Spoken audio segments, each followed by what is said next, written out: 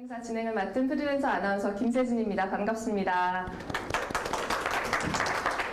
네, 오늘이 강남 스타트업 포럼은요, 이 스타트업 활성화를 위한 초석이 되기를 바라며 강남 스타트업 포럼은 강남구와 한국인터넷전문가협회가 공동으로 주최해 스타트업 기업의 창업 그리고 비즈니스 생태계 활성화를 위해 현재 스타트업을 운영하거나 또는 창업에 관심 있는 분들과 또 각 분야의 전문가들과의 교류를 위해 마련된 행사입니다. 2020년 12월까지 총 8번의 포럼과 또 연말 다양한 분야의 전문가들과 스타트업 기업이 한자리에 모여서 교류하고 2020년 스타트업 산업을 결산하며 다가올 2021년에 스타트업 비즈니스 생태계를 전망하는 밀업 행사 또한 준비하고 있습니다. 포럼 및 밀업 행사에는 여러 강연자가 초청이 될 예정인데요. 스타트업 창업의 성공 및 우수 사례를 중심으로 다양한 방면으로 인사이트를 제공해 줄 수 있는 많은 전문가들을 모실 예정입니다. 여러분들의 큰 관심과 또 격려 부탁드립니다. 자, 그러면 제3회 온라인 강남 스타트업 포럼을 지금부터 본격적으로 시작해 볼까 합니다. 오늘 이 포럼에는요, 두 분의 강연자가 함께 할 예정인데요. 경희사이버대학교의 정지훈 교수 그리고 미래교실 네트워크의 정찬필 사무총장님께서 오늘 이 자리를 위해 강연을 준비해 주셨습니다. 그러면 첫 번째로 제가 첫 번째 강연자 소개를 해드리도록 하겠습니다. 네, 오늘 저희와 함께 할 첫 번째 강연자는요, 경희사이버대학교 미디어 커뮤니케이션 학과 정지훈 교수님입니다. 정보기관이나 여러 기업 업체에서 미래의 트렌드와 전략에 관해 강연과 자문을 겸하고 있고요. 그리고 미래학자 또는 IT 전문가, 융합 지식인으로도 불리우는 분입니다. 강연 중 온라인을 통해서도요, 이 정지훈 교수님께 직접 질문을 할 수 있는 그런 기회가 있으니까요. 또 좋은 질문을 남겨주신 분들께는 저희가 커피 상품권을 선정해서 보내드립니다. 여러분들의 많은 참여 부탁드립니다. 그럼 이쯤에서 우리 오늘 강연자를 무대로 모셔볼까요? 여러분, 정지훈 교수님을 큰 박수로 맞이해 주시기 바랍니다.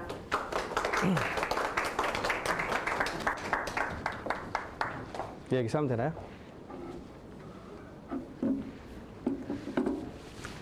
잘 들리십니까? 네. 유튜브 쪽도 잘 들리시나 모르겠네요. 네. 네, 제가 오늘 1시간 정도 강남 스타트업 포럼에서 해외 진출 스타트업 관련된 이야기를 드리려고 하고요.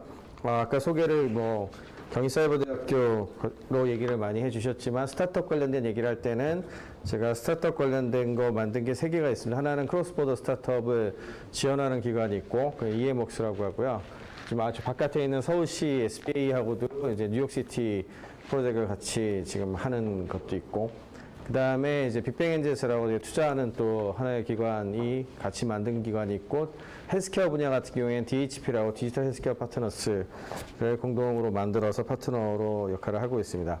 그래서 제가 오늘 강의안은 여러분들이 위에 이제 주소가 계속 오늘 강의하는 내내 떠 있을 거예요. 지훈j.sim플로.com이라고 저기 접속하시면은 오늘 준비한 자료를 스마트폰으로 아마 보실 수 있을 거고요.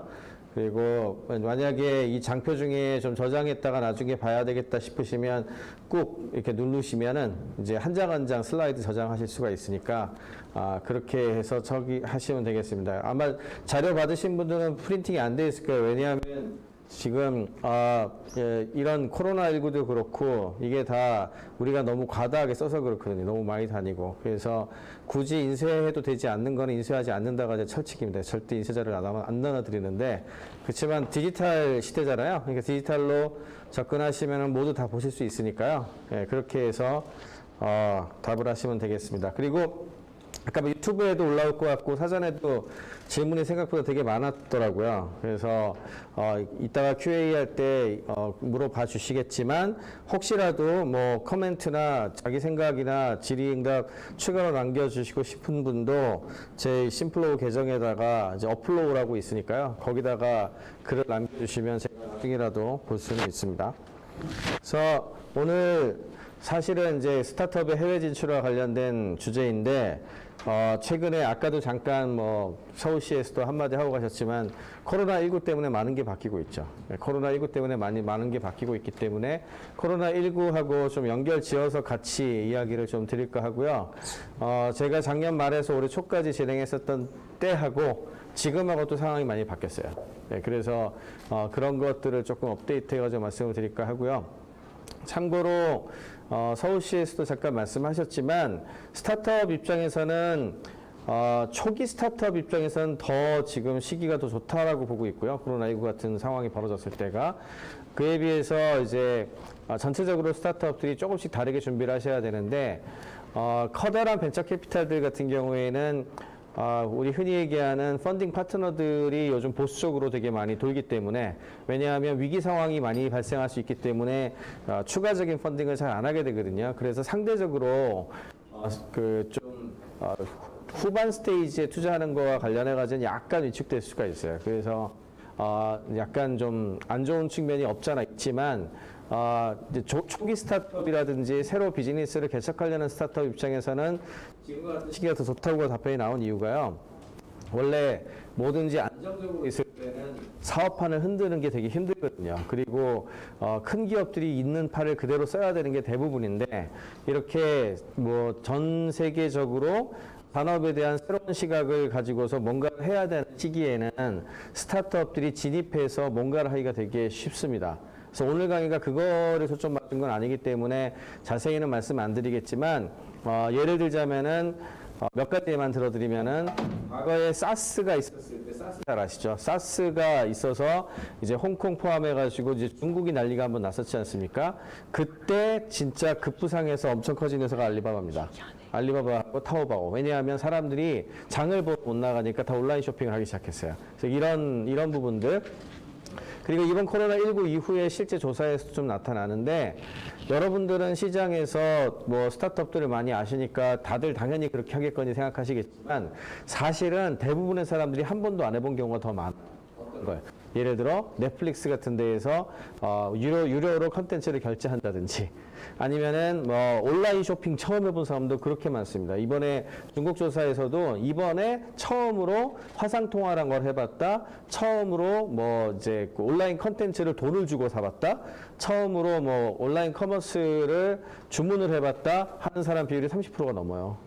그만큼 새로운 어떤 진입자가 뭔가를 시도하기에 더 좋은 환경이 되는 거죠. 그래서 되려 엔젤 투자자라든지 좀 초기에 적극적으로 하는 사람 입장에서는 지금이 조금 더 나은 측면도 있다. 요거는 좀 인지를 하시고 가시면 좋을 것 같습니다.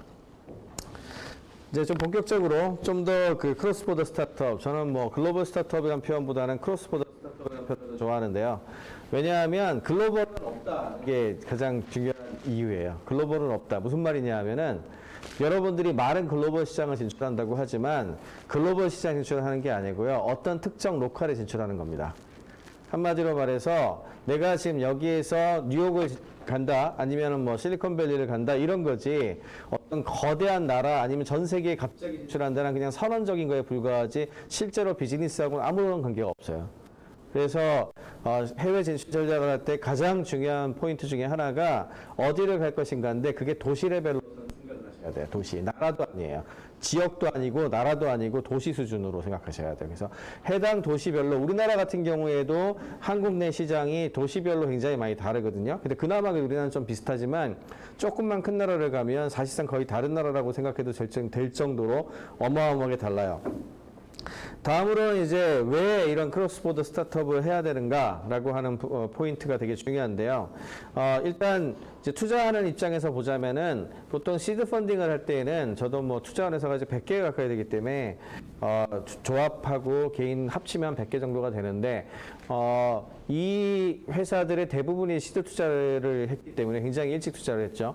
그래서 시드 투자를 할 때는 뭐 많이 들으셨겠지만 팀을 보고 하는 경우가 제일 많고요. 왜냐하면 그 사업이 수치를 아직 못 내는 경우가 많기 때문에 아무리 뭐 사업 계획서가 그럴듯해요. 그렇게 될 가능성이 거의 없어요.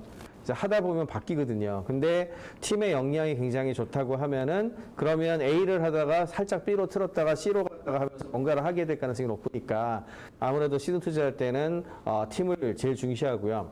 두 번째는 아무리 팀이 있어도 뭔가 하나 만들어 놔야죠. 뭔가가 있어야지. 그래야지 프로덕트 디벨롭먼트를 할 수 있구나 알 수가 있으니까. 그래서 POC라고 프루프 오브 컨셉을 하는 게 굉장히 중요하고요. 세 번째는 필요성이라고 써놨는데 한마디로 스타트업은 혁신을 하는 거기 때문에 지금 현재 시장에서 없는 뭔가의 니드를 찾아내야 돼요. 그래서 그걸 찾아서 뭔가를 히팅을 해야 되잖아요. 이 세 가지가 어느 정도 매칭이 되면 한두 개 정도라도 매칭이 되면 이제 시드 투자를 하죠. 그 다음에 시리즈 A까지는 비교적 쉽게 하는 경우들이 많이 있습니다. 왜냐하면은, 이 팀이 좋고 제품이 있고 필요성이 있으면 이제 그다음부터는 성장 전략을 통해가지고 꾸준히 수치를 만들어 나가면 되거든요. 그러면 그 숫자가 나오면은 당연하게도 한국 내에서 어느 정도 인지도가 생기고 한국의 사람들이 많이 쓰기 시작하면 시리즈 A 펀딩 정도를 할 수 있게 되죠. 시리즈 A 펀딩은 그래서 보통 국내 시장에서 성과가 나면 이제 가능해지는 그런 케이스가 많죠. 근데 문제는 이제 시리즈 B 이상부터 이제 들어갑니다. 시리즈 B 펀딩이 된다는 건 뭐냐면, 이게 스케일업이 될 가능성이 있다라는 걸 증명해야 되는 거거든요. 그러니까, 작은 돈을 버는 게 아니라 꽤 큰 돈을 벌고 투자자 입장에서 투자를 하는 사람 입장으로 생각하시면은 투자를 했는데 이게 이제 최소한 IPO가 되든 아니면 큰 회사의 M&A가 돼 엑시트를 하지 않습니까? 그런 엑시트 구조가 나올 수 있는 투자가 시리즈 B 펀딩이란 말이에요. 그러니까 그런 곳만 투자를 하게 돼 있죠. 그러면 이제 크게 두 가지로 볼 수가 있어요. 첫 번째는 원래 시장이 큰 경우죠. 원래 시장이 컸는데 보통 시장이 크면 어떠냐 하면은 대기업들이 안 들어와 있을 리가 없어요. 대기업들이 들어와서 이미 시장을 다 차지하고 있는 경우가 되게 많거든요. 그러니까 그 첫 번째 시장이 컸는데 안 들어간 경우는 뭐냐 하면 원래 시장이 컸는데 사람들이 몰랐던 거죠. 이렇게 시장이 큰 줄 몰랐네? 이런 거죠. 이런 경우가 이제 제일 대표적인 게 그런 경우에는 한국 시장만 이렇게 커버를 해도 시리즈 B 펀딩 이하 굉장히 큰 회사가 될 수 있어요. 대표적인 데가 배달의 민족 같은 데죠. 배달의 민족 같은데 아니면 쿠팡 뭐 이런 거 이제 우리나라 원리라고 하지만 사실은 중요한 포인트를 잘 잡아가지고 메이저 마켓으로 진출을 한 케이스잖아요. 그래서 이런 경우에는 한국 마켓만 가지고서 어느 정도 들어갈 수 있죠. 그런데 이게 얼마나 될 것 같습니까? 사실은 스타트업 전체에서 한국 마켓만을 가지고서 그렇게 시리즈 B 펀딩 이하 소위 말하는 엑시 구조를 짤 수 있는 그 사업 구조를 가진 곳은 거의 없어요. 그렇게 많지 않아요. 신화적으로 보이는 몇 개 때문에 우리가 눈에 가리는 거죠, 사실은. 그래서 본질적으로 스타트업은 니치 마켓을 타겟합니다, 원래. 사람들이 놓친 곳을 타겟팅해서 해결을 하기 때문에. 그럼 니치 마켓 타겟팅 한 곳들은 시리즈 A 펀딩까지는 가는데 그 다음에는 못하냐? 어떨까요? 만약에 항공 시장만 가지고 니치 마켓을 타겟팅했으면 대부분 그냥 중소기업 되는 겁니다. 잘 돼도. 그래서 프로핏 좀 내고 어느 정도 뭐 이익을 좀 내고 직원들 한 100명 좀 안 되게 한 수십 명 뭐 이 정도 운영하면서 10년, 20년 운영할 수 있겠죠. 그것만으로도 굉장히 의미가 있어요, 사실은. 왜냐하면 뭐 고용도 창출했고 돈도 벌고 있고 뭐 이러니까, 그죠? 근데 이제 투자자 입장에서 생각하면 시리즈 B 펀딩하는 사람 입장에서 생각하면은 그런 회사는 계속 투자를 했는데 내가 이제 엑시트할 수 있는 방법이 없잖아요. IPO로 해서 어디 상장을 할 것도 아니고 큰 회사에 M&A 될 것도 아니고, 그죠? 그러니까 이익은 내고 있지만 성장성에 대한 문제를 증명하지 못하니까 이제 시리즈 B 펀딩 할 때는 이건 좀 곤란한데 이렇게 되는 거죠. 이해가 되시죠? 그러면 어떻게 해야 될까요? 재밌는 거는 아무리 니치 마켓이라고 하더라도요, 글로벌 마켓을 뚫고 이제 전 세계 시장으로 진출을 하게 되면 진짜 니치 마켓 같은 데도 세계 넘버원을 하면 정말 큰 회사가 됩니다. 쉽게 유니콘 되는 곳들도 많고요. 그래서 항상 어느 정도 한국에서 성과를 낸 기업들 같은 경우에는 이제 니치 마켓을 타겟팅했을 때에는 결국에는 글로벌 마켓을 나가야 된다는 얘기를 하는 거죠. 자, 그러면은 글로벌 마켓을 나간다고 했을 때 우리가 흔히 생각하는 타겟, 캔디데이트 몇 군데 한번 보죠. 일단 제일 많은 사람들이 그 눈여겨 보고 있고, 그다음에 제일 많이 두드리는 것이 미국 시장이 되겠고요. 저는 개인적으로 미국 시장을 제일 중시합니다. 여러모로 뭐 신뢰부터 시작해서 스케일업도 되고 여러 가지 장점이 있기 때문에 미국 시장을 제일 중요하게 생각하는데, 그냥 한국 시장 곱하기 그냥 통밥으로 간단하게 계산할 때에는 곱하기 10 하면 대충 맞습니다. 예. 이게 이제 모두 통용되는 건 아닌데 한국 시장이 대체로 전 세계 시장에서 1에서 5% 잡으시면 되고요.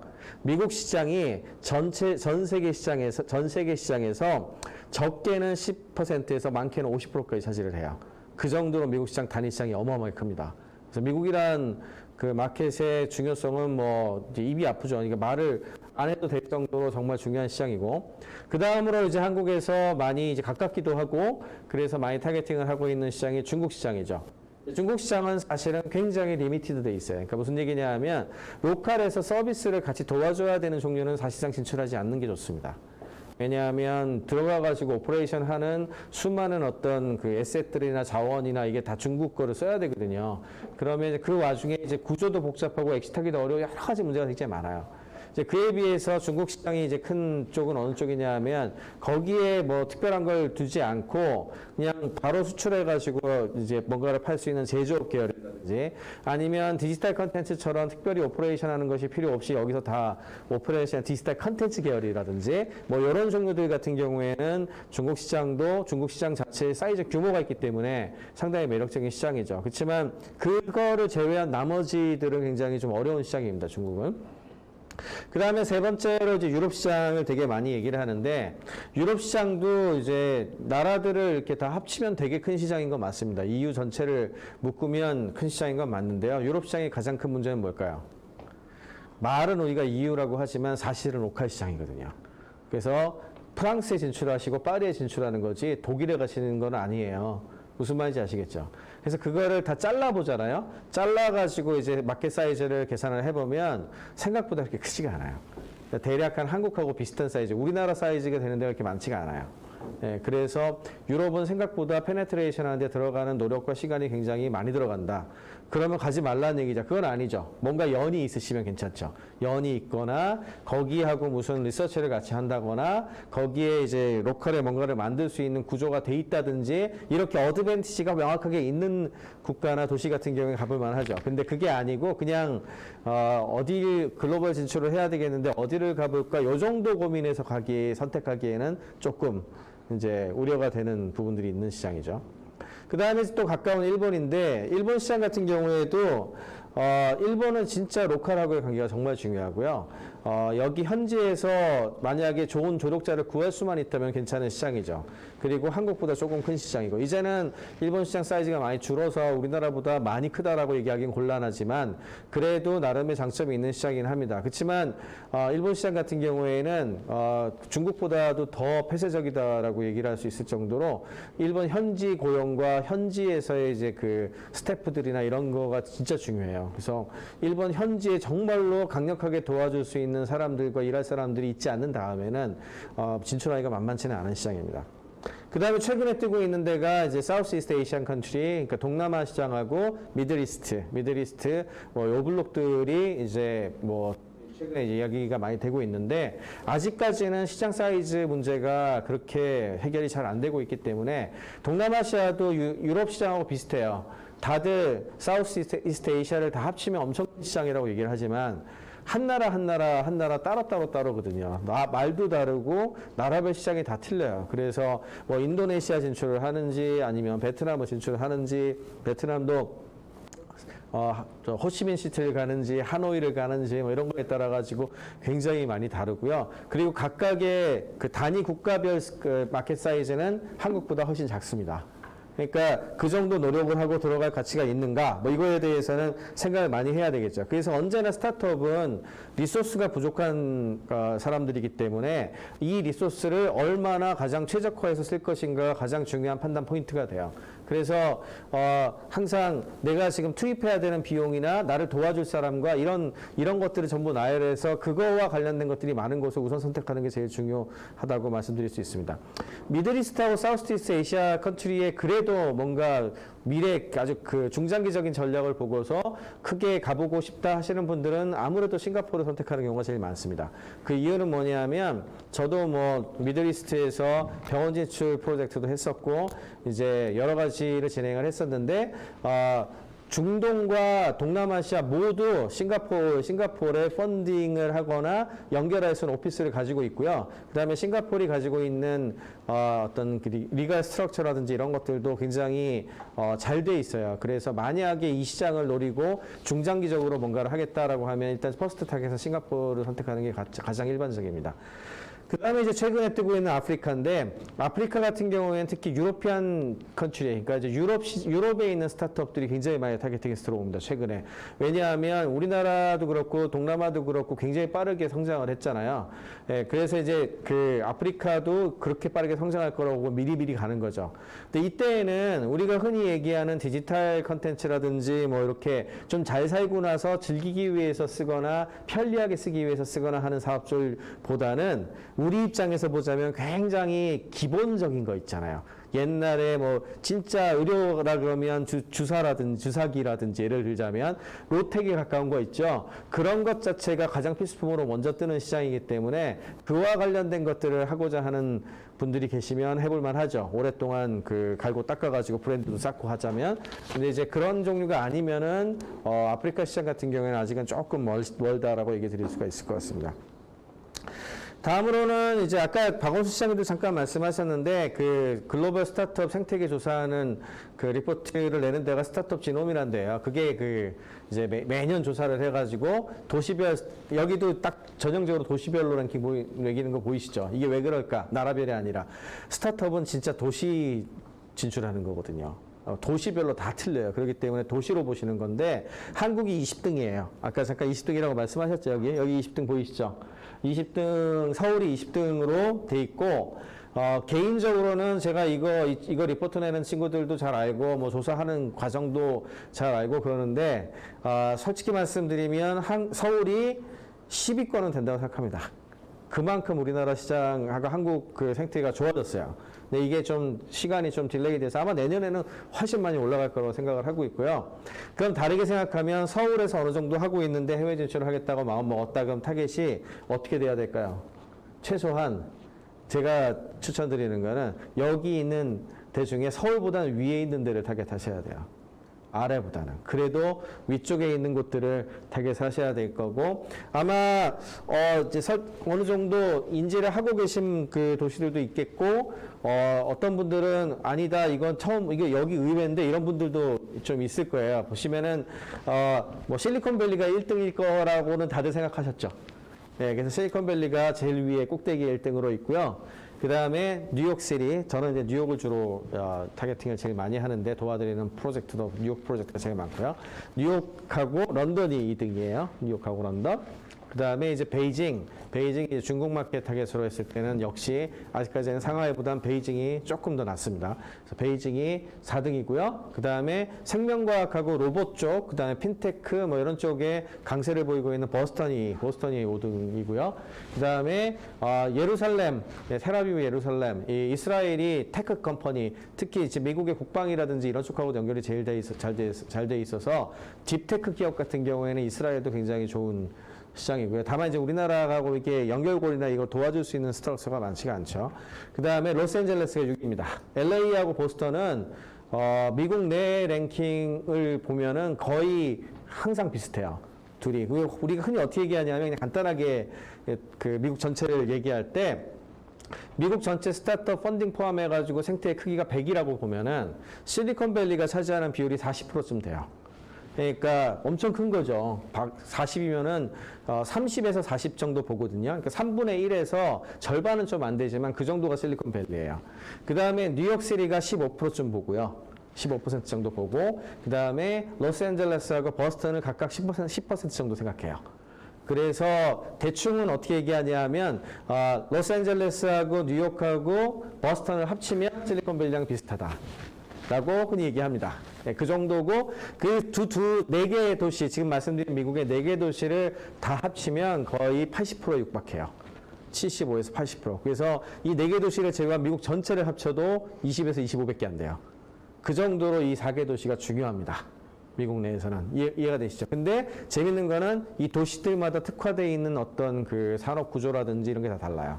그래서 우리가 갈 수 있는 곳이 그냥 무조건 실리콘밸리 가시는 게 아니에요. 제가 테크크런치 그 디스럽트 같은 데 갔을 때 한국에서 온 어떤 스타트업들 볼 때마다 참 안타까운 경우가 좀 있는데, 왜냐하면 실리콘밸리로 오면 안 되는 곳들이 그냥 정부 지원 타고서 실리콘밸리로 온 경우가 굉장히 많거든요. 실리콘밸리는 어떤 스타트업일까요? 인터넷과 모바일 기업이 오는 겁니다. 네, 그래서 전 세계를 대상으로 내가 1등 할 거야라고 하는 그런 꿈을 꾸고 있는 스타트업이 가는 데예요.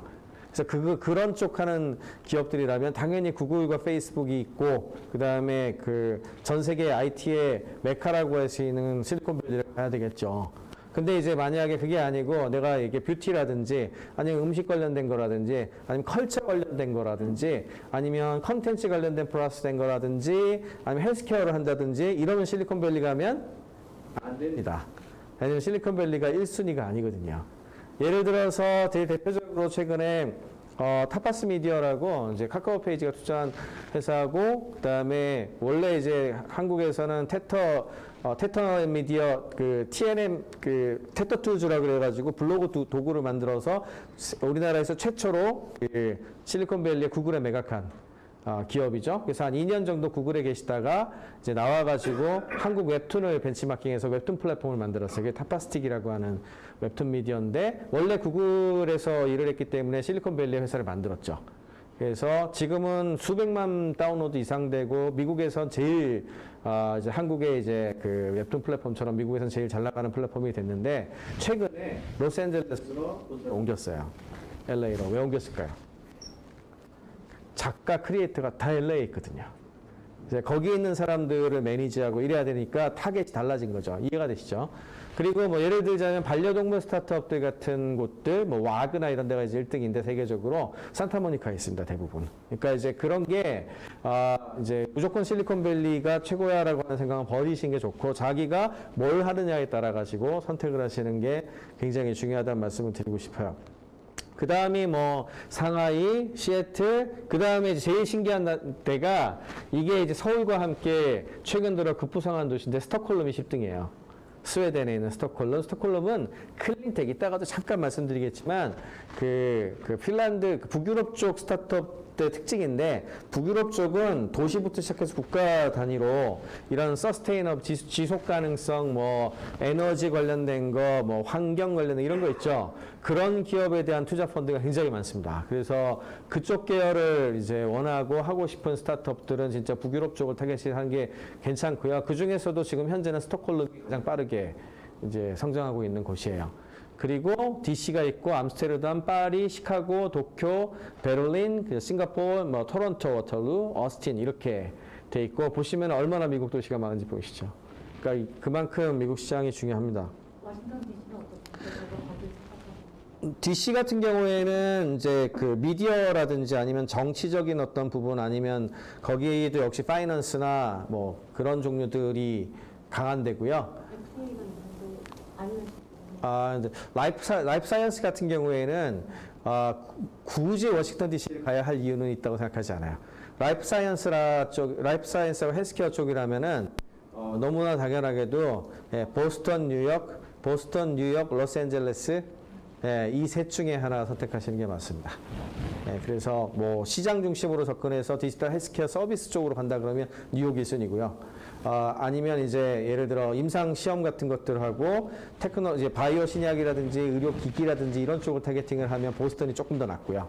그리고 이제 한국하고 아시아 시장하고 연결고리가 상당히 있으면서도 병원의 페네트레이션에서 뭔가를 할 가능성을 좀 많이 타진하는 곳들 같으면 캘리포니아도 괜찮고 그렇지만 DC는 사실은 그 순위에서 저는 조금 밀린다고 생각하고요. 하여튼 뭐 이 정도로 돼 있고요. 몇 개 좀 눈에 띄는 것들 몇 군데 한번 잠깐 보시면 유럽 시장 같은 경우에는 크게 보자면 베를린, 파리, 스톡홀름, 런던 한 요 네 도시 정도 생각하시는 게 제일 뭐 무난하다고 생각하고 있고 벌린 같은 경우에는 핀테크가 제일 중심이 되고 있고요. 그 다음에 의외로 AI 빅데이터 관련된 그런 딥테크 기업들이 상당히 많이 모여가지고 여러 가지 일들을 하고 있기 때문에 이쪽을 생각하신다면 베를린도 괜찮은 선택이고요. 파리 같은 경우에는 뭐 그 유럽 대부분이 핀테크가 일단 기본 제일 중요하게 생각하는 거라 핀테크는 다 들어가 있는데 파리 같은 경우에는 재밌는 게 그 교육 혁신 기업들 관련된 것들을 스페셜하게 키우는 프로그램들이 많이 있어요. 그래서 글로벌 교육과 관련된 뭐 영어 기반으로 해서 새로운 교육 관련된 스타트업을 꿈꾸시는 분들, 이런 분들이라면 비교적 괜찮은 선택이고, 그 다음에 파리 같은 경우에는 이제 네이버가 사실은 굉장히 공들여가지고 생태계를 키우고 있는 곳이라서, 만약에 파리와 관련된 거를 만약에 이렇게 타겟팅 하시는 곳이라면 네이버 D2 스타트업 팩토리나 이런 데하고 연결지어가지고 한번 타진해 보시는 게 조금 더 좋을 것 같아요. 런던인데, 런던 역시도 이제 에듀케이션 테크하고 핀테크 이 두 개가 제일 중요하게 얘기를 많이 하고 있고, 동시에 컨텐츠 관련된 부분도 굉장히 강합니다. 그래서 컨텐츠 관련된 부분, 이런 부분이 굉장히 강한 나라고요. 런던도 역시 뭐 상당히 좋은 선택지고, 그다음에 아까 말씀드린 것처럼 스톡홀름이 최근에 클린텍이라고 부르는데요. 새로운 어떤 그 기후변화와 관련된 여러 가지 아젠다, 엔바이러먼털 어떤 그런 테크 하겠다라고 하는 기업들이라면 좋은 프로그램들이 많이 있기 때문에 스톡홀름의 그런 프로그램들을 제가 검색을 해가지고 지원을 하는 방식으로 진행하는 건 그렇게 나쁘지 않은 것 같아요. 그리고 생명과학 쪽을 많이 하고 있고, 저는 개인적으로는 이제 로스앤젤레스하고 뉴욕시티를 제일 중시하는데, 로스앤젤레스하고 뉴욕시티는 굉장히 산업 구조가 비슷합니다. 왜냐하면은 지금 실리콘밸리가 사실은 스타트업의 요람이라고 부르지만 미국 1, 2위 도시는 뉴욕과 로스앤젤레스예요. 가만히 보시면 쌍둥이처럼 미국 서부 해안과 동부 해안을 책임지고 있다고 보시면 되는데, 포트가 LA 포트로 들어가가지고 이제 롱비치에서 선적이 대부분 되는 거거든요. 태평양 건너가지고 가는 거, 아시아하고 연결되는 구조로 돼 있죠. 그렇기 때문에 커머스의 중심지일 수밖에 없고, 그 다음에 USC하고 UCLA를 바탕으로 세계 최고의 영화 산업이 있습니다. 헐리우드가 있죠. 그리고 이제 거기에서 발생되는 수많은 컨텐츠 산업들, 군들, 작가, 뭐 그다음에 게임 산업, 뭐 여기도 게이밍 밑에 중간에 있죠. 게임 산업, 그다음에 광고 관련된 부분, 마케팅, 커머스 이런 종류 있죠. 이런 종류는 로스앤젤레스하고 뉴욕이 그냥 동부 해안, 서부 해안으로 해가지고 거의 쌍둥이 같이 거의 산업 구조가 거의 똑같습니다. 푸드, 뭐 컬처 이런 쪽은 전부 LA하고 뉴욕시티에 몰려 있어서 그쪽을 타겟팅을 하시는 쪽이라면 상당히 로스앤젤레스 좋은 선택입니다. 그다음에 버스턴은 누가 뭐라 그래도 역시 하버드 대학이 있고 MIT가 있기 때문에 라이프 사이언스 관련된 쪽에 딥테크 메디컬 디바이스 하는 쪽에서는 역시 제일 좋은 선택지라고 할 수 있고요. 또 한 가지는 버스턴 주변 지역에 로봇 관련된 스타트업, 전 세계 제일 잘 나가는 스타트업이 다 모여 있습니다. 그래서 이제 로보틱스나 첨단 제조 관련된 뭐 기계공학 관련된 계열들 있죠. 그와 관련된 것들을 하시는 기업들이라면 기술 제휴나 기술에 대한 걸 자꾸 바깥에 피칭을 하면서 그들과 연결 관계를 만들어서 진출하는 방식으로 가시는 게 제일 좋아요. 그래서 보스턴은 이제 굉장히, 대신에 보스턴은 진짜 학벌도 많이 보고요. 그 다음에 특허도 많이 보고요. 정말 증명할 수 있는 걸 많이 가지고 가셔야 돼요. 그 다음에 이제 제가 제일 많이 작업을 하고 있는 뉴욕시티. 뉴욕 같은 경우에는 뭐 제일 많이 하는 AI가 뭐, 전 세계 몇 대 성지 중에 하나죠. 뉴욕대학교가 AI의 이제 핵심 중에 하나고, 페이스북 AI 리서치가 이제 뉴욕의 헤드쿼터를 가지고 있죠. 요런 특징이 있고, 그 다음에 라이프 사이언스도 굉장히 강하고요. 그 다음에 디지털 헬스케어 쪽 눔 같은 회사가 뉴욕에 있죠. 한국에서 출발한 한국계에서 출발했지만 뉴욕에서 사업을 시작해서 눔도 거기 있고, 그 다음에 뭐 보안 관련된 거, 핀테크 관련된 거 뭐 이런 쪽으로 발전을 하고 있기 때문에 뉴욕도 굉장히 좋은 선택입니다. 그러면 실리콘밸리는 뭐 여러분들 뭐 다 잘 아시니까 넘어갈게요. 근데 실제로 이제 인터내셔널 스타트업을 하시게 되면 부닥치게 되는 가장 큰 문제가 뭐냐면, 뭐 CES 나갔다 오신다 그러는데, 전 개인적으로는 뭐 그런 전시에 나갔다 온다고 해가지고 스타트업의 글로벌 진출이 된다고 생각하지 않아요. 진짜로 중요한 건 뭐냐면 해당 지역에 진출해서 뭔가 사업을 할 수 있는가 여부입니다. 그래서 가장 한심한 게 뭐냐면요, 스타트업들이 해외 시장에 피칭하고 해외 가서 피칭하고 투자를 받겠다고 돌아다니는 거. 여러분도 생각해 보세요. 한국에서도 투자 받으려면 피칭을 여러 차례 하고 가끔 술도 먹기도 하고 그다음에 이제 그 사람에 대해서도 알아가고 뭐 이래가면서 투자하지 않습니까? 여 입장 바꿔서 생각해 보세요.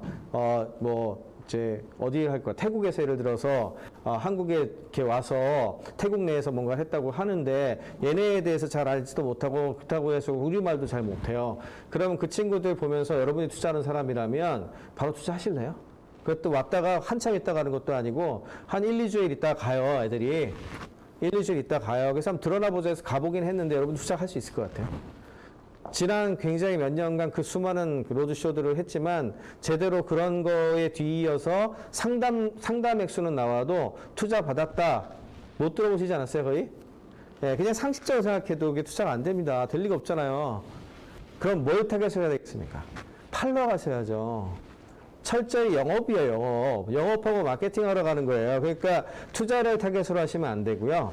가가지고 내가 만든 제품이나 서비스를 이 시장에 집어넣을 수 있을까에 대한 마켓 조사가 1번이죠. 마켓 리서치를 하고 그 다음에 내 제품을 관심을 가지고 팔아줄 유통업자를 찾을 수 있냐. 누가 유통을 해주고 이거 괜찮아 내가 한번 해볼게요. 한번 이렇게. 근데 걔가 믿을만 하냐. 뭐 레퍼런스 체크 해야 될 거고 그렇게 해서 계약 한 개라도 따오면 그게 최고입니다. 그러면 언제 투자를 받냐? 현지에서요, 성과를 내기 시작하면요, 첫 번째 계약 많이 맺어지고 몇 개 나왔는데 한국에 숫자가 있잖아요? 그럼 그때에는 여러분들이 투자 받으러 안 다니셔도 투자자가 옵니다. 왜? 성과가 있으니까요. 그러니까 해외 시장 진출할 때 제일 중요한 거는 현지에 가서 내가 만든 제품을 어떻게 팔 것인가 고민하시는 게 좋고 그렇기 때문에 해외 시장 진출의 가장 중요한 포인트는 마켓이에요. 시장, 그 시장에 어떻게 들어갈까? 그 다음으로 인터내셔널들이 스타트업으로 오게 되면 두 번째 가장 큰 문제가 이번에도 이제 트럼프 건 때문에 여러 가지 이슈가 좀 나오고 있지만 비자 문제가 제일 중요합니다. 왜냐하면 현지에서 채용해서 스태핑을 하기 전에는 거기에 진짜 도와줄 사람이 있기 전에는 여기 있는 사람 중에 누군가 가야 되잖아요. 대표가 가든 누군가 가야 되잖아요. 그럼 거기에서 리걸 스테이터스 문제를 해결해 줄 수 있는 방안을 제시하는 누군가가 있어야 돼요. 그래서 이 프로그램이 제일 중요해요. 그래서 이런 부분들을 잘 보셔야 되고 이와 관련된 것들을 서포트하는 그런 걸 가지고 있는지가 제일 중요해요. 저희 이제 뉴욕 프로그램 같은 경우에는 주로 이제 오비자로 프로세싱을 많이 하는데 이런 부분들에 대한 것들이 첫 번째로 항상 보죠. 그래서 왜 오려고 하는지도 되게 중요하고요.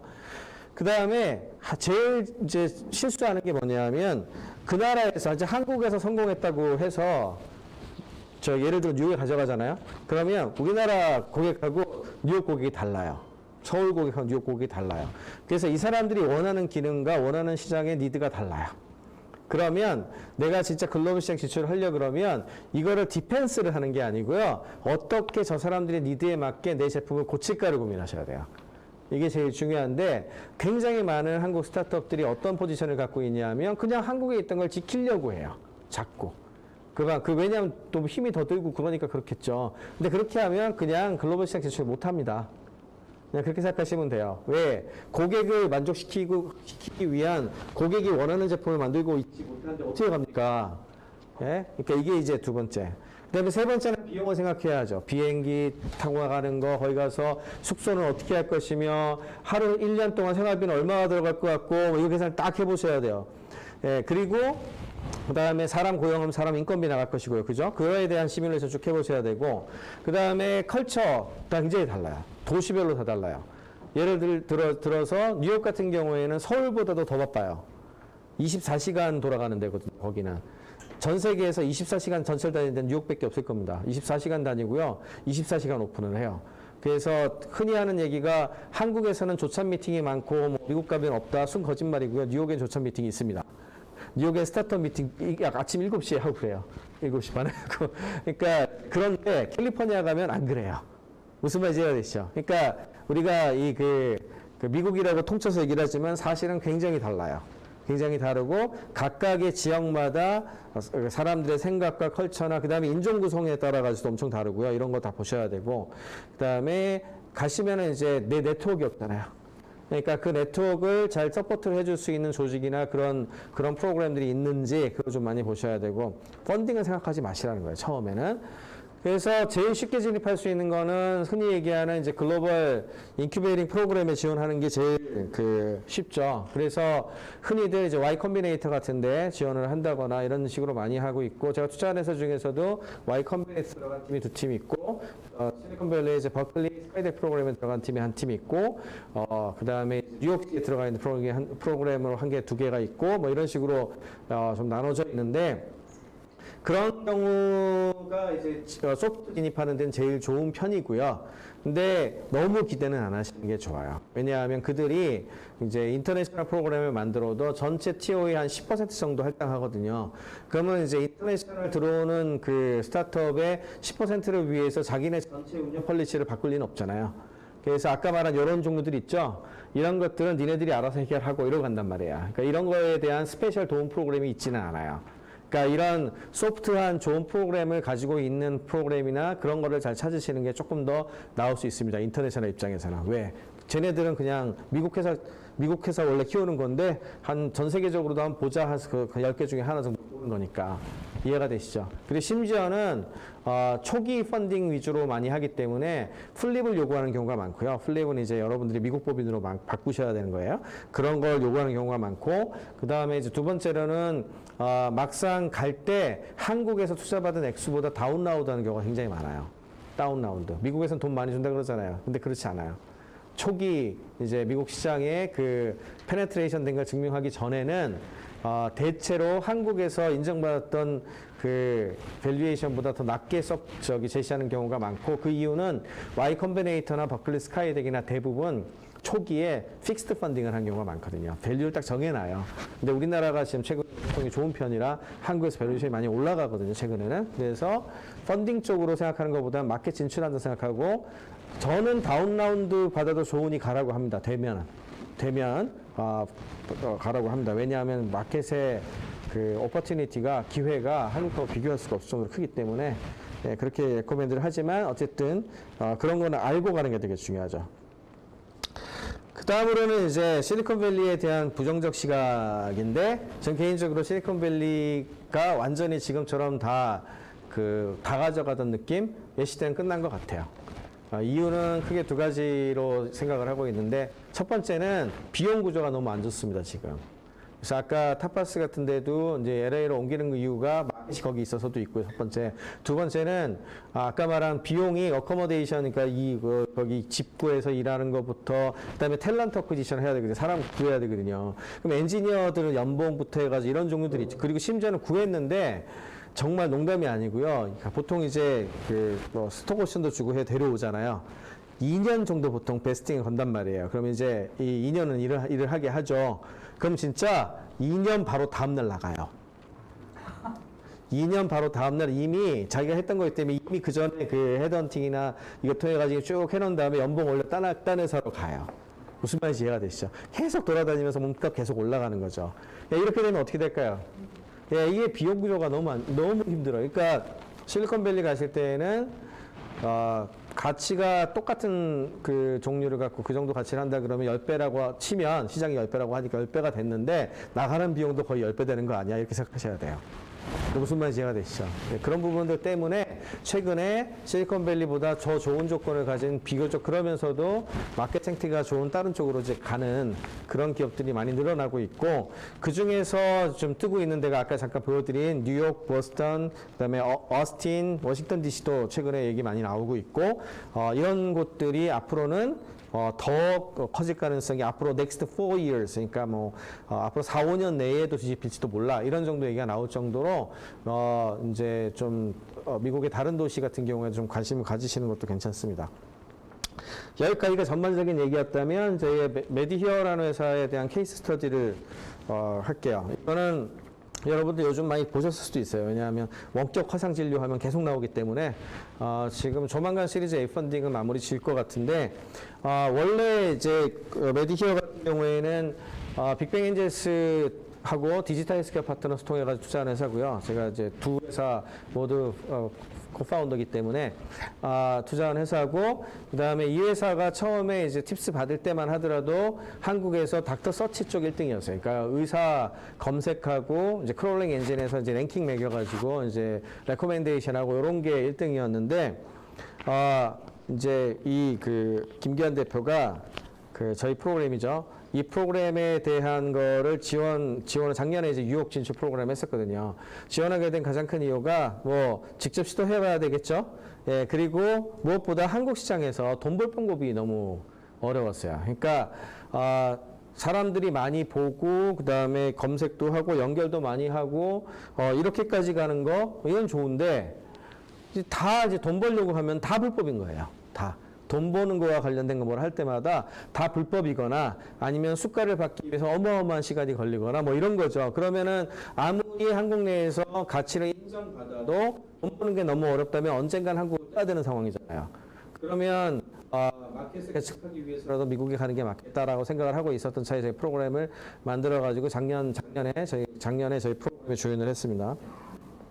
가가지고 이제 한 일들인데 어떤 이야기를 하냐, 아까 말씀드린 것처럼 우리는 처음부터 펀딩보다 마켓을 제대로 점검하고 어떤 제품으로 여기에서 승부를 봐야 되는 걸 찾아내는 거에 초점을 많이 맞췄거든요. 그래서 계속 유저 인터뷰하고 페르소나나 페인포인트 찾아내고 언맨 니드 찾고 그다음에 새로운 어떤 프로토타입 같은 걸 해가지고 보여주고 솔루션 제시하고 비즈니스 모델링 해보고 세일즈 스트럭처는 어떻게 짜야 되는지 찾아보고 뭐 이런 과정을 정말 거의 한 달 동안 어마어마하게 많은 사람들과 미팅을 해가면서 비즈니스 빌드업을 해 나갔어요. 원래는 이런 걸 하던 회사예요. 아까 잠깐 보여드렸지만 의사 찾기, 병원 찾기, 건강 정보에 이런 걸 하던 회사죠. 처음만 하더라도 이제 뭐라 그랬냐 하면은 이 한 달 동안의 기간 동안에 뭐 처음에는 미국인 의료관광객 유치 홍보니 플로펜 고도화 뭐 이런 쪽으로 하려고 생각을 한 거예요.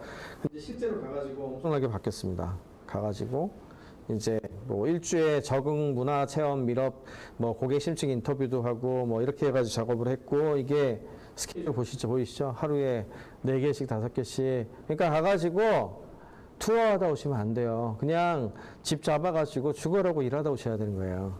네? 그런 거를 할 수 있는 거를 해야 될까 말까 한 거죠. 이게 아침부터 시작해. 이게 24시간 돌아가는 게 아침 9시 이제 뉴욕 같은 경우는 1시간 차이를 생각하면 되거든요. 오전 오후를 바꾸고 1시간을 빼면 돼요. 그러니까 예를 들어 지금 몇 시냐? 지금 오후 2시잖아요. 그럼 뉴욕은 새벽 1시입니다. 이렇게 계산하거든요. 그러면 이제 한국에서 저녁에 9시 10시 되면 미국에서 9시 10시 되면 한국 아침 8시 9시예요. 그럼 이제 한국 팀하고 화상회의하고 뭐를 해야죠. 한국 돌아가야 되니까. 이제 이런 작업들이 들어가니까 어떻게 될까요? 아침부터 진짜 밤에 자기 직전까지 계속 일합니다. 그러니까 이런 구조가 나올 수밖에 없겠죠. 왜 한국 일도 하고 미국 일도 하고 뭐 이래야 되는 거니까. 네, 그리고 네, 뭐 이런 식으로 대면에서 미팅한 것만 하더라도 뭐 리가란 거부터 불법인 건 또 없어야 되잖아요. 그런 거, 그다음에 세일즈는 어떻게 짜야 되고 등등등등 뭐 이런 케이스들을 다 하고, 그 다음에 이제 원래는 이제 코리빙 코워킹 스페이스를 해놓은 건 뭐냐 하면은 원래는 저희가 코워킹 스페이스를 계약을 했었고 거기서 일하고 그 다음에 집을 호텔로 하면 너무 비싸잖아요. 그래서 브루클린에 있는 집을 하나 빌려가지고요. 거기에서 방 쪼개가지고 몇 개 스타트업을 같이 썼거든요. 그렇게 했는데 거실에 좀 일할 수 있는 공간들이 좀 있었어요. 그랬더니 나중에 어떻게 됐냐 하면은 안 갑니다. 코워킹 스페이스에 안 가요. 안 가고 그냥 그 집에서 일 다 하게 되더라고요. 그래서 되게 아깝더라고요. 한 달 동안 코워킹 스페이스 계약한 게. 근데 이번에 코로나19 때문에 코워킹 스페이스 상당수가 망했어요, 지금. 이제 좀 중소규모 하는 곳들은 되게 많이 문을 닫았어요. 뉴욕 같은 게 셧다운 많이 됐잖아요, 지금. 근데 이제, 앞으로는 아마도 그래서 주거하면서 일하는 거와 관련된 것이 결합된 형태의 프로그램 형태가 되지 않을까 조심스럽게 생각을 하고 있습니다. 그다음에 뭐 이렇게 리서치 리포트 같은 것도 하고, 보시는 것처럼 이제 많은 사람들 직접 만나가지고 빌드업했었고, 아까 말씀드린 타파스 미디어 김창원 대표님 잠깐 왔었고, 그다음에 뉴욕에 가면 여기 스타트업 브랜치 지금 뜨고 계시잖아요. 예, 뉴욕 맨하탄에 스타트업 브랜치가 또 있어요. 굉장히 좋습니다. 그래서 좀 안타까운 건 뭐냐 하면은 실리콘밸리에 비해서 뉴욕이 환경이 절대 떨어지지 않는데 너무 다들 실리콘밸리와 캘리포니아만 가려고 그래요. 그리고 너무 그것만 알아요. 그런데 상대적으로 키타나 뭐 이런데 그 공간을 보더라도 실리콘밸리 공간은 비교적 치열하거든요. 사람도 많고. 근데 그에 비해서 뉴욕은 되게 한가해요. 이게 좋은 얘기예요. 근데 멀어갖고 의외로 시장은 큰데 한국에 있는 스타트업들이 별로 신경을 안 쓰고 있는 거죠. 그런 측면에서는 환경이 좋기 때문에 뉴욕도 한번 생각해 볼 만하다는 거죠. 그다음에 고객 중심의 사고와 비즈니스 모델 개발을 했고 이제 제일 중요한 건 이런 거죠. 펀딩 찾으러 다니지 마시라. 어차피 펀딩 안 되니까. 예, 쉽지 않으니까. 만약에 미국에서 싸들고 와서 투자하고 싶어요라고 오면 모르겠어요. 그 정도 되는 데면은 펀딩 받아야죠. 근데 그게 아니고 내가 액티브하게 투자받기 위해서 쫓아다니는 짓은 안 하시는 게 더 낫고요. 그거보다는 고객 중심 사고를 가지고서 무엇을 만들 것인가를 열심히 개발을 하시는 게 좋습니다. 그래서 메디히어 같은 경우에는 지금은 미국에서 찾아낸 게 지금 아직 원격 의료 관련된 부분, 특히 화상, 그리고 AI를 결합한 시장의 규모가 굉장히 크고, 특히 영어를 말하지 못하는 사람들 같은 경우에, 텔라닥 같은 회사가 커버를 제대로 못하고 있기 때문에 한국어를 중심으로 시작해가지고 여러 다른 나라 언어로 확대해 나가면 서비스가 잘 될 것 같다. 생각을 해서 이제 나와서 이제 돌아와서 열심히 이제 기술 개발을 해서 3월 1일 날 원래 뉴욕에 이제 영어 버전으로 이제 앱을 런칭을 하려고 준비를 하고 있었어요. 그런데 코로나가 터진 거예요. 코로나가 터지면서 갑자기 한국이 어떻게 됐죠? 원격 의료를 임시 허용을 했죠. 그래서 그럼 한국에 임시로라도 허용됐으니까 이제 준비를 이미 해놨으니까 런칭할 수 있잖아요. 그래서 한 2주 정도 한국항으로 싹 바꿔가지고 런칭을 했고, 그래서 그렇게 빨리 나온 거예요. 코로나 터지고 개발했으면 그렇게 나왔을 리가 없죠. 그렇게 빨리 나왔을 리가 없잖아요. 네, 근데 이제 그렇게 돼가지고 이렇게 된 케이스라고 생각을 하시면 되고, 중요한 거는 원래 했었던 종류가 아니잖아요. 핵심 역량을 가지고 있고 고객 조사를 해서 이런 제품을 더 필요로 한다고 판단이 되면 그와 관련된 것들을 만들어 제공하고 숫자를 만들어 내는 게 스타트업이 그 글로벌 시장 진출할 때도 똑같게 해야 되는 방식입니다. 그럼 코로나19 이후에 글로벌 엑셀런스 프로그램 어떻게 되냐? 네, 이게 되게 지금 난제죠. 네, 그래서 저희도 원래 계획대로였으면 작년 했던 프로그램을 좀 확대해가지고 제가 3월 달에 뉴욕에 가서 현지 파트너, 제가 또 뉴욕 법인이 있기 때문에 뉴욕 법인하고 같이 프로그램을 잘 정리를 해가지고 올해 5월 달에 프로그램 어나운스를 하고 어플라이 받아서 7월 달에 통보하고 이번에 추석 때 가려고 그랬거든요. 예, 가보니까 제일 문제가 뭐였냐 하면은 한국 일 비즈니스 신경 쓰느라 이 한 달 동안 뭘 집중을 하기가 되게 힘든 거예요. 그래서 차라리 추석 때 일주일을 끼고 앞뒤로 며칠에서 한 2주 내에 한국 내에서 일 다 많이 해가지고 집중적으로 가서 이런 식으로 계획을 짰는데 코로나19가 터지니까 다 홀드했죠. 왜? 이렇게 되면 오프라인으로 뭔가를 엑셀런스 프로그램이 되게 어려워졌잖아요. 그래서 이제 홀드를 하고 이제 버추얼리 어떻게 이제 그 다른 방식으로, 지금 언택트 시대니까 다른 방식으로 새로운 것들을 만들기 위한 준비를 조금 쉽게 나가고 있는데, 여행은 앞으로 한 적어도 2년은 더 이 상황으로 갈 거라고 좀 생각을 하고 있고, 그리고 격리 구조가 지금처럼 어느 정도 계속 자리를 잡는다고 생각을 하면 2주 정도 이제 최소한 미국 같은 경우에는 이게 좀 더 완화될 것 같은데요. 한국 같은 경우에는 이제 당분간 계속 2주 격리 유지할 거란 말이에요. 그러면 나갔다 와서 2주 격리를, 자가 격리를 할 정도의 여유가 있는 사람 아니면 못 나간다는 얘기예요. 그죠? 그럼 굉장히 그 수요가 줄 수밖에 없습니다. 집에서 일하는 것도 되게 많고, 워킹 아워도 되게 많이 변하고 그랬죠. 그래서 여러 가지 이펙트가 있지만 포트뱅길 같은 사람이 뭐라 그랬냐면은 적어도 2년 동안은 비즈니스 트래블 같은 것들이 과거하고 엄청 달라질 테니까 그거에 대해서 고민을 많이 하셔야 되고, 그 다음에 모든 일하는 관련된 세팅을 집에서 일하고 원격지에서 연결해서 할 수 있는 환경으로 바꾸시라. 버추얼 워크하고 플렉서블 워킹 관련된 거를 셋업을 해놓지 못하시면 어차피 글로벌 비즈니스 못 하십니다. 그러니까 지금 스타트업을 하고 계시다면 모여가지고 열심히 지금 당장 일하는 게 되게 중요하죠. 그렇지만 글로벌 스타트업을 준비하시는 곳이라면 사람들 대면 하나도 안 하고도 지금 현재 퍼포먼스가 떨어지지 않고 그다음에 영어 베이스로 돌아갈 수 있는 구조를 만드시는 게 최우선이에요. 그래야 글로벌 진출할 수가 있습니다. 그다음에 인더스트리 같은 경우에는 기회가 많이 찾아올 걸로 보고 있어요. 아까 말씀드린 것처럼 기존에 잘 안착돼서 잘 돌아간다고 하는 산업 구조조차도 지금 흔들흔들한 데가 되게 많거든요. 그거는 이제 전체 고용 구조로 보자면은 악재죠. 그리고 전체 어떤 우리나라 경제 구조로 보면 안 좋은 거죠. 그렇지만 스타트업은 어떤 곳들이냐 하면 기존의 구도가 무너질 때 기회가 더 많이 나오는 곳들이에요. 항상. 그렇기 때문에 어떻게 생각하면 이런 흔들거리는 것이 위기라면 스타트업에게는 기회라고 할 수가 있고 그렇기 때문에 정부 입장에서도 스타트업들이 잘 될 수 있도록 도와줘야 무너지는 거 위에 새살이 솟아날 수 있게 도와줄 수 있잖아요. 이제 그런 식의 생각을 하시는 게 좋습니다.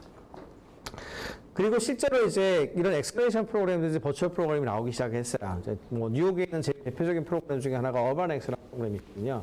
이거는 이제 BMW 자회사인데 쿠퍼라고 하는 회사가 있어요. 미니라고 하는 자동차 있거든요. 미니 만드는 회사인데 쿠퍼가 스마트 시티, 그러니까 이제 도시 쪽 관련된 것에 미래 도시와 관련된 것들의 테마를 가진 스타트업들 지원하는 프로그램인데 이게 이제 원래 독일 회사지만 독일하고 영국 쪽에 있는 유럽 회사지만 유럽도 똑같은 생각을 하거든요. 우리나라하고 어떤 생각을 하냐면 회사가 진짜 커지려면은요 유럽 시장 진출을 해야 되는데 어디로 진출하냐? 미국으로 와야죠. 똑같아요.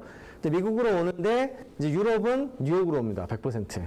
왜냐면 훨씬 그러니까 우리나라가 지금 LA 생각하는 거하고 비슷해요. 지리적인 이거를 항상 생각을 해야 되는데 그러다 보니까 어바넥스 프로그램이 브루클린에 있대요. 브루클린에 셋업을 해가지고 이제 전 세계의 어떤 도시 재생이나 도시 관련된 것들에 대한 것들을 이렇게 진행을 하는데 이번에 코호트 08을 모집하는 걸 제가 캡처를 한 건데 보시는 것처럼 4월 3일까지 어플리케이션 클로즈 했잖아요. 이게 버추얼 엑셀레이션 프로그램이에요.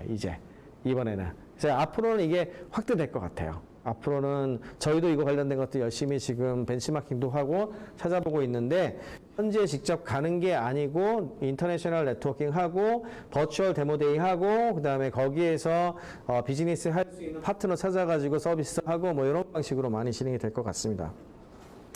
또 하나는 그래서 델리게이션 서비스가 중요해지는 것 같아요. 이거 뭐냐 하면은, 뉴욕에 있는 이제 스텝인투 시티라고 하는 저희 법인 같은 경우에 원래였으면 지금 이제 메디히어 같은 경우에, 한국에 지금 원격 진료 플랫폼을 런칭했지만 원래 미국 시장 타겟으로 만들었다 그랬잖아요. 그럼 미국에 런칭해야 되죠. 그럼 거기에 의사들도 만나서 영업도 하고 뭐 이래야 될 거 아닙니까? 영업도 하고, 그 다음에 마케팅 판촉도 하고 뭐 이래야 되잖아요. 근데 지금 못 가죠. 뉴욕에 못 가잖아요. 대표도 다 못 가잖아요. 그러면 비즈니스 접어야 합니까? 아니죠. 그래서 어떻게 하냐 하면 영업 마케팅이 핵심이니까 기술 개발 한국에서 해도 되니까 영업 마케팅 관련된 거를 아예 그냥 대행하는 계약을 해버려요. 그래서 그 업을 이제 같이 돌리는 거죠. 이런 방식으로 메디히어, 그다음에 휴레이 같은 경우에 우리나라의 이제 디지털 헬스케어 대표적인 회사인데 여기 같은 경우에도 뉴욕에 관련된 델리게이션 서비스를 해버린다. 그러니까 이제 대신 이제 내 일을 대신 맡아줄 기업을 찾아가지고 넘겨주는 거죠. 그래서 앞으로는 직접 가가지고 거기서 키우는 것도 굉장히 중요하겠지만 믿을 만한 델리게이션 서비스를 잘하는 파트너를 찾아가지고 해당 영업이나 비즈니스를 맡기는 이런 쪽이 더 유망할 수도 있어요. 코로나 때문에. 그러니까 뭐 코로나 이전이면 당연히 펀딩도 그렇고 직접 가가지고 누가 뭐라 그래도 내가 만든 서비스고 내가 만든 제품인데 스타트업 대표가 직접 가서 하는 게 제일 좋죠. 그죠? 예, 근데 지금 상황이 이러니까 꼭 그렇게만 고집할 수는 없잖아요. 그래서 그와 관련된 대안 같은 경우에는 좀 이런 식으로 많이 갈 가능성이 많이 높아지고 있고요. 그렇다고 해서 글로벌 시장 진출을 포기할 수 있느냐? 아니죠. 아까 말씀드린 것처럼 스타트업이 결국 시리즈 B 펀딩 이상 되고 엑싯 구조를 만들어 주려면 그 정도로 또 회사가 커지려면 글로벌 시장은 무조건 가야 됩니다. 대다수의 스타트업은. 그러니까 그냥 나이브하게 어디 가야지 이런 계획 세우시면 안 되고요. 아주 구체적으로 세우셔야 돼요. 어느 시기까지 어느 도시를 타겟으로 1번 가서 그 로컬을 정복하잖아요. 그러면 옆으로 번져나가요. 예를 들어 아까 뉴욕 얘기를 했으니까 뉴욕에 시작을 하죠. 그럼 뉴욕에서 어느 정도 사람들이 알게 되고 서비스 쓰잖아요. 그럼 아까 DC에서 옵니다. DC에서 누군가 대신하겠다고 올 거고 파트너 찾을 거고요. 그럼 DC도 갈 수 있고 보스턴도 갈 수도 있고 이렇게 돼요. 근데 처음부터 여기저기 컨택하면 아무것도 안 되겠죠. 왜? 내가 타겟으로 가 있는 주 도시도 못 봤는데 어떻게 키웁니까? 그래서 여러분들한테 마지막으로 들려드리고 싶은 이야기는 글로벌 이즈 로컬. 글로벌은 환상이고요. 그냥 또 다른 로컬 시장 진출하실 거예요. 이왕이면 그 로컬 시장이 탄탄하고 커야 돼요. 그런 관점에서 해외 시장을 바라보십시오. 여기까지 1시간이죠? 여기까지 하고 마치겠습니다. 고맙습니다. 네, 여러분 열정적인 강의를 주신 우리 정준 교수님께 다시 한번 큰 박수 부탁드려도 될까요? 네, 고맙습니다. 네, 교수님 그러면 지금부터 질의응답 시간을 갖도록 하겠습니다. 네네. 사실 사전 질문도 굉장히 많았고요. 그리고 네. 온라인으로도 계속해서 질문이 올라오고 있는 상태인데요. 저희가 몇 가지 선별한 질문을 네네. 드려보도록 하겠습니다. 첫 번째로 이런 질문을 주셨어요. 제 개인적으로는 한국의 스타트업은 시작부터 해외 진출을 고려하지 않는다면 국내 시장만으로는 유니콘 기업으로 성장이 거의 불가능하다고 생각하고 네. 있습니다. 스타트업 기업이 초기에 가지고 있었던 이 한국 시장에서의 경쟁력을 해외 진출 시 어떠한 방식을 통해 해외 현지의 접점을 찾아 가고 또한 국내 시장과는 다른 해외 시장의 특성에 맞춰 갈 수 있는지 궁금합니다. 이렇게 좀 긴 내용이었지만 네. 답변을 좀 부탁드려도 될까요? 네, 아까 제가 강의 중에도 좀 답변을 좀 일부 드렸는데, 일단 유니콘을 목표로 하고 진짜 회사를 키울 생각을 가지고 있는 기업이라면, 아주 특수한 경우를 제외하고는 글로벌 시장 진출은 필수라고 할 수 있고요. 아주 특수한 경우는 아까 말씀드린 배달의 민족이나 쿠팡이나 이런 데처럼 한국 시장이 원래 엄청 큰 거지. 이제 그런 케이스가 많이 없잖아요. 그러니까 분명히 가야 되는데, 중요한 거는 글로벌 시장이라고 하는 추상적인 목표를 가지고서 제품을 만들기보다는 내가 지금 가지고 있는 경쟁력을 내 타겟으로 하는 어떤 지역, 그게 뭐 미국에 있는 한 도시일 수도 있고 아니면 아까 베를린이나 파리 같은 데일 수도 있고 뭐 이렇겠죠. 그 지역에서 잘 먹힐 수 있도록 고객 조사하고 그다음에 한 몇 달 정도는 피드백을 받아가면서 제품 수정 같은 것들을 해야 될 거예요. 그런 리서치 과정과 제품을 리파인하는 과정이 꼭 필요합니다. 네, 구체적으로 준비하라는 말씀이죠. 네네, 그렇습니다. 네, 감사합니다. 자, 두 번째로 한국의 스타트업 기업이 해외 진출하는 데 있어서 겪는 가장 큰 어려움은 무엇인가요? 네. 어떻게 생각하시나요? 진짜 보통은 그냥 시장 찾는 것 자체를 제일 어렵다고 생각하지만 의외로 가서 살아가는 게 제일 힘들어요.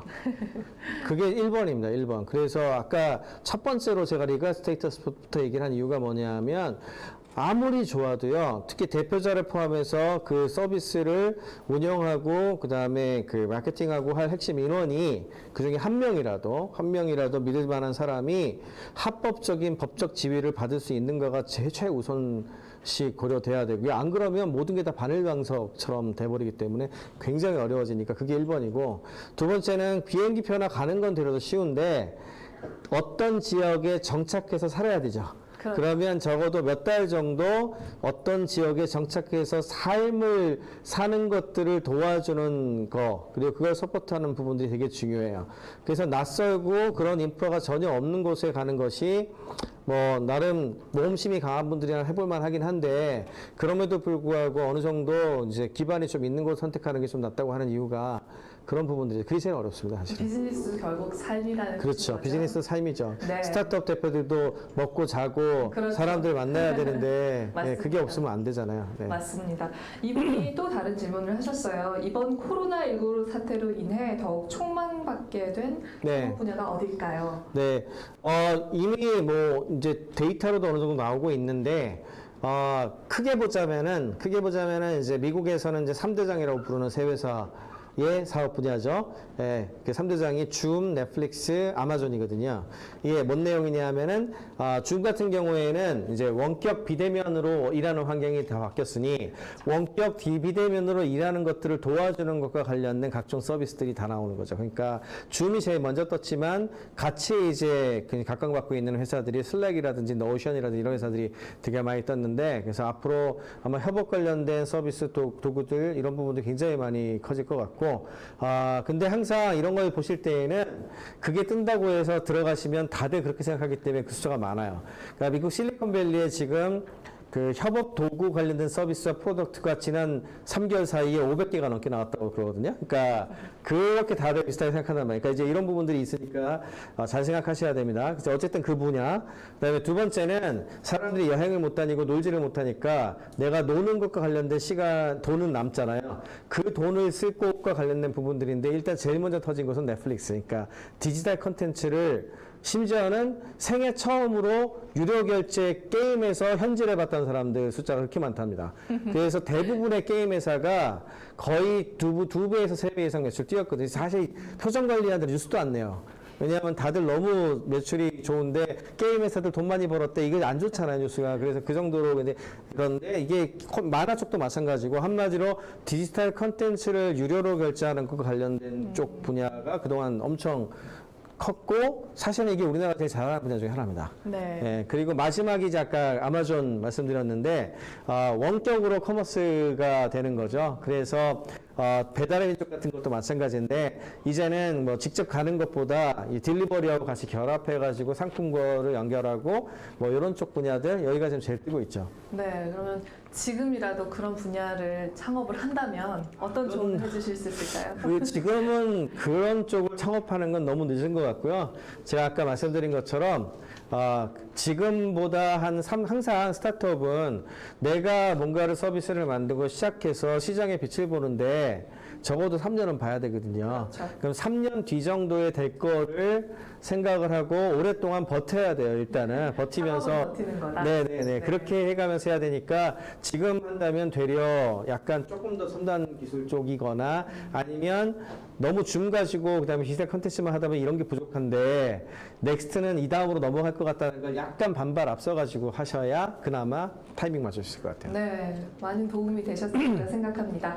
자, 세 번째 질문 드릴게요. 해외 진출 시 확인해야 할 필수 요소가 있다면 네. 무엇인지, 또 음식 사업이 해외 진출을 한 국내 사례가 있는지 궁금하답니다. 네, 일단 제일 먼저 준비해야 되는 종류들은 아까 말씀드린 저처럼 해당 지역 도시의 생태계 전반에 대해서 조사를 쭉 하셔야 돼요.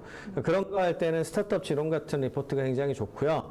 그 다음에 그 비자 관계된 이런 부분들이 어떻게 되고 있는지 이런 것들 체크해 보시는 게 굉장히 중요하고, 그 다음에 무엇보다 한국에서 이제 외국을 갈 때에는 누군가 도움을 받아야 되거든요. 그러면 그런 도움을 줄 수 있는 어떤 그런 곳들이 있는지, 그런 프로그램들이 있는지, 그리고 그 얼마나 믿을 만하고 그런 걸 좀 성실하게 찾아보시는 게 최우선이 될 것 같고, 음식 관련된 쪽 비즈니스 같은 경우에는 옛날에는 파인다이닝이라고 해가지고 이렇게 그 음식 그 프랜차이즈를 해가지고 이렇게가 많이 됐었잖아요. 근데 요즘에는 이제 반쯤 만들어가지고 이제 거의 제조업화해서 판매하거나 이렇게 되는 것들이 굉장히 좀 잘하는 것들이 많이 생겼거든요. 그래서 뭐 대기업들이 제일 먼저 뜨긴 했죠. 뭐 대표적인 데가 이제 뭐 만두 관련된 계열들 이쪽들 대기업도 프로덕트나 이런 게 제일 먼저 뜨긴 했지만 최근 들어가지고는 뭐 한천 같은 거라든지 아니면은 반제품 쪽으로 되게 쉽게 제조업해가지고 할 수 있는 뭐 그라놀라 그런 거라든지 이런 것들을 아마존 같은 데 이용해가지고 유통하고 판매하고 이런 것들이 좀 늘어나기 시작을 했어요. 그래서 아마 한 몇 년 정도 지나면 한국 문화가 같이 퍼져나가기 때문에 만약에 푸드 관련된 준비를 하신다면은 제가 꼭 조언을 드리고 싶은 게 글로벌 시장 진출하실 때에는 음식을 거기에서 음식점을 내 가지고 서비스하는 방식은 되게 어렵다고 생각하시면 돼요. 굉장히 손이 많이 가는 종류잖아요. 그러니까 그런 종류보다는 어떻게 하면 제조품화 할 수 있을까를 고민하셔야 되고, 첫 번째는. 그 다음에 두 번째는 미국 시장 같은 경우에 저녁 때에는 이제 렌즈에 피자 같은 거 돌려 먹거나 멋있게 먹거나 이러고 아침 같은 경우에는 그냥 빵에 몇 개 안 하거든요. 그럼 결국에는 사실상 런치 시장이에요. 네. 런치 시간을 타겟해야 되는데 런치 시장의 대부분 테이크아웃을 하거든요. 네. 그러면 이제 한국 음식이 예를 들어 간다 그러면 이게 한국 음식의 그 세계화의 가장 장애물은 국물입니다. 그렇죠. 예, 국물이 없는 게 좋아요. 국물이 없고 들고 다니면서 먹을 수 있는 구조가 뭐가 좋을까? 네, 우리 거를 어떻게 그렇게 바꿀 수 있을까? 이제 그런 고민을 해가시면서 작업을 하시면 조금 나을 겁니다. 네, 굉장히 큰 팁을 주셨어요. 도움이 되시길 바랍니다. 자, 마지막 질문일 것 같은데요. 이 스타트업 기업들이 초기부터 해외 시장을 노리고 시작하는 것과 네. 국내 시장에 자리 잡은 뒤 해외 시장에 진출하는 것의 장단점이 무엇일까요? 네, 둘 다 일리 있는 전략이죠. 일단 한국에서 먼저 시작해가지고 가는 곳들의 최대 장점은 이제 이런 거를 이제 뭐 특히 스타트업 글로벌 투자하시는 분들 중에 반드시 한국에서 먼저 하라고 조언하시는 분들도 계시거든요. 근데 그분들 같은 경우에는 논리가 아주 심플합니다. 한국에서도 성공 못했는데 어떻게 글로벌 성공하니? 그런 말 많이 듣죠. 네, 그래서 이제 한국 시장에서 POC를 딱 하고 가는 게 맞다라고 뭐 이렇게 이야기를 많이 하죠. 근데 저는 거기에서 조금 다르게 생각하는 부분은 뭐가 있냐 하면은, 처음부터 진짜 내가 글로벌 시장, 특히 이제 미국 시장 같은 경우에는 처음부터 가서 뭐 법적 문제나 이런 부분만 어느 정도 해결할 수 있다면 아주 초기부터 밑바닥부터 제품을 제대로 만들어가지고 접근하는 것도 나쁜 선택이 아니라고 생각을 해요.